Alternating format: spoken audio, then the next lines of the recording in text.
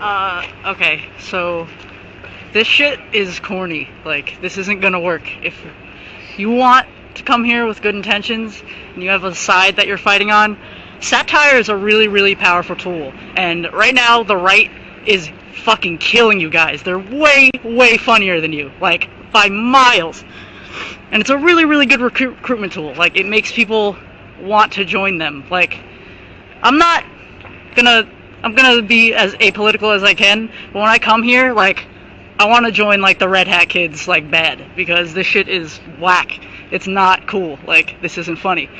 You gotta do something better. Like, when the shit gets real and it starts to hit the fan, like, you won't be able to hug a bullet and, like, tell them, oh, it's all about love. Like, these people are coming here talking about how, you know, it's all about love and, like, we're all one, but people here don't like each other.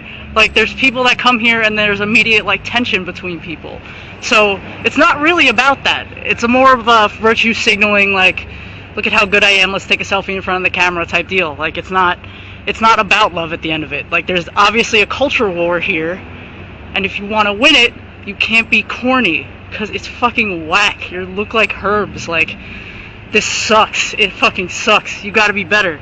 You're fighting, like, this underground internet subculture that has been doing this for a really long time, and now they're starting to choose a side, and people on the other side who know what they're fighting against need to come out and fight against them in the way that the other side is fighting, because this isn't gonna happen. Like, going out on the street with a sign with a pussy on it isn't gonna happen. Like, this isn't, it's so boring. Like, it's so boring and not funny, and it's embarrassing. Like, it makes you look like idiots. So maybe, like, do something better. Okay? Namaste, love and light, peace.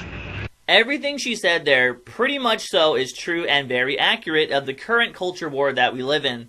And this is a key thing I really want to reiterate once again. When I made my video talking about a PSA and saying, please do not attack Antifa, I'm saying, do not attack them. Do not wear masks. Do not go out of your way to assault them, because you will create the right-wing agitator boogeyman that they want to justify their violence to everybody. And then they're always going to say, remember this time frame when we got attacked? Remember this time? They're always going to keep sourcing that one time it happened. So please do not do it, as I've been saying. Kill them with humor instead. Like she said, the Antifa girl, she said humor is a very powerful recruitment tool and is very effective against them, and it makes them all look very corny with their pussycat hats and their signs. So that is basically this culture war and why it is ensuing and why the right is actually kind of winning. The right is not necessarily winning the culture war because they don't really have much. It's just the left is so ugly and so aggressive and so authoritarian that it shoved people who are apolitical to the right. That is, people like gamers, people who like comic book movies, people that like all kinds of pop culture. They're always being told that your movies are sexist, your video games are sexist,